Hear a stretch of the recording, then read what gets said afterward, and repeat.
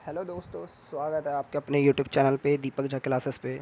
तो चलिए स्टार्ट करते हैं हम आज की क्लास को। जैसे कि हम लोगों ने कल T10 पॉलिटी रिवीजन सीरीज़ जो हमने स्टार्ट किया है कल से, उसमें हमने कल 10 क्वेश्चन देखे थे। वैसे ही आज भी आप सभी के सामने 10 क्वेश्चन होंगे।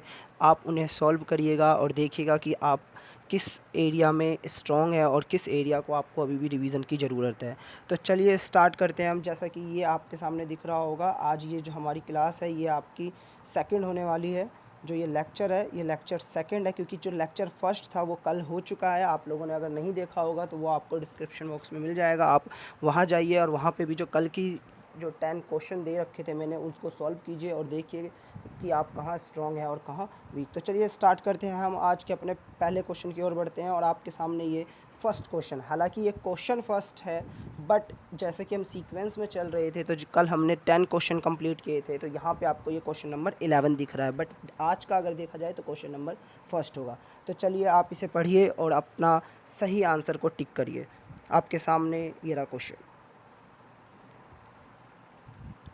तो चलिए, जैसे कि मैं क्वेश्चन आप लोगों ने देख ही लिया होगा, मैं आप लोगों को पढ़ के सुना देता हूँ। विच one of the following is responsible. तो देखिए यहाँ पे जो पॉइंट्स हैं उनको थोड़ा सा आप पढ़ते वक्त ध्यान रखिए। Responsible and presentation, responsible for the preparation and presentation of union budget to the parliament. तो देखिए आपको बताना है कि कौन करता है ऐसे, तो आपके सामने ये रहा। तो चलिए आंसर की ओर बढ़ते हैं हम लोग, और आंसर आपके सामने B option, department of economic affairs. आशा करता हूँ आप लोगों का आंसर सही होगा। तो चलिए नेक्स्ट क्वेश्चन की ओर बढ़ते हैं हम लोग, क्वेश्चन नंबर 12। और क्वेश्चन नंबर 12 आपके सामने, who among the following have held the office of the vice president of India. आपको बताना है इनमें से किन किन किन लोगों ने वाइस प्रेसिडेंट की ऑफिस को संभाला था। ऑप्शन आपके सामने ये है। ये थोड़ा ट्रिकी क्वेश्चन है, ऐसी क्वेश्चन यूपीएससी पूछती है अक्सर। फर्स्ट मोहम्मद हिदायतुल्ला, फ़खरुद्दीन अली अहमद, नीलम संजीवा रेड्डी, और फोर्थ शंकर दयाल शर्मा। तो आप अपने आंसर को टिक कर लिए होंगे अब तक। तो चलिए आगे बढ़ते हैं हम लोग, और आंसर जो है इसका बी आंसर है। B 1 and 4, Mohammad Hidayatullah and Shankar Dayal Sharma. ठीक है, आपको अगर ये क्वेश्चन नहीं आता होगा तो देख लीजिएगा आप लोग एक बार। वाइस प्रेसिडेंट जो कि लक्ष्मीकांत की बुक में दिया होता है पीछे, आप उसको चेक कर लीजिए एक बार, सिर्फ जस्ट फॉर रीड कर लीजिए। ठीक है, चलिए आगे बढ़ते हैं हम क्वेश्चन नंबर 13 की ओर। और क्वेश्चन नंबर 13 ये रहा, the primary function of the finance commission in India. सबसे पहले तो आपको आर्टिकल बताना है कि कौन से आर्टिकल के अंदर आता है ये हमारे कॉन्स्टिट्यूशन में। अब देखिए इसके प्राइमरी फंक्शन जो है वो आपको, अब प्राइमरी फंक्शन जैसे कि मैंने आप लोगों को बोला कि आप लोग ज़रूर हाईलाइट कर लीजिए कि क्या पूछा जा रहा है। तो प्राइमरी फंक्शन है यहाँ पे जो पूछा जा रहा है आप लोगों से, वो पूछा जा रहा है प्राइमरी फंक्शन। ठीक है, तो आप देख लीजिए। फर्स्ट ऑप्शन है आपके सामने, distribution revenue between the centre and states. Second is prepare the annual budget. Third is allocate fund to various ministry of the union and state government. And fourth option is advise the president on financial matters. आशा करता हूँ आप लोगों ने answer tick कर लिया होगा। चलिए इसके आंसर की ओर बढ़ते हैं हम लोग, और इसका आंसर है ए, जो कि है आपका distribution revenue between the centre and state. जो फाइनेंस कमीशन का काम होता है वो सेंटर और स्टेट के बीच में जो डिस्ट्रीब्यूट करते हैं रिवेन्यू को।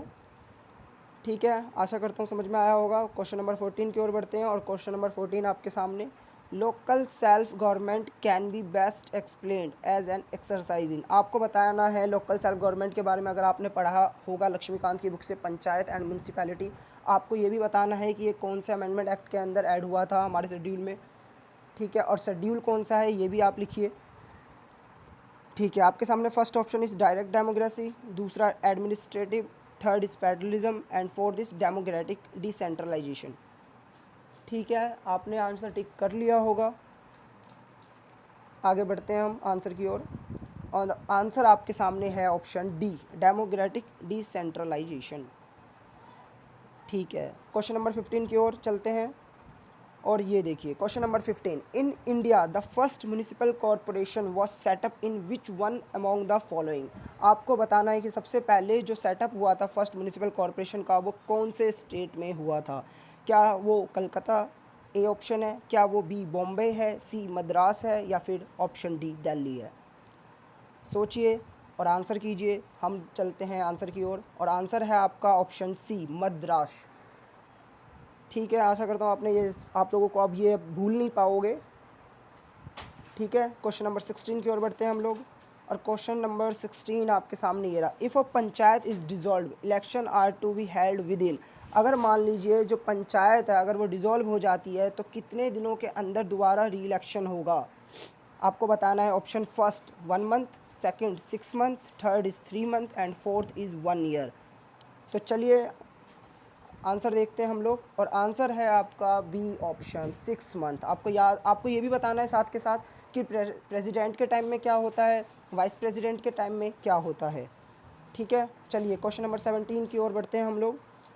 विच one of the following is not a feature of the government of India act of 1935। जैसे कि मैं आप लोगों को बता दूं कि ये जो एक्ट से क्वेश्चन होते हैं, ये एक्ट से क्वेश्चन भी काफ़ी ही पूछे जाते हैं यूपीएससी के एग्ज़ाम में।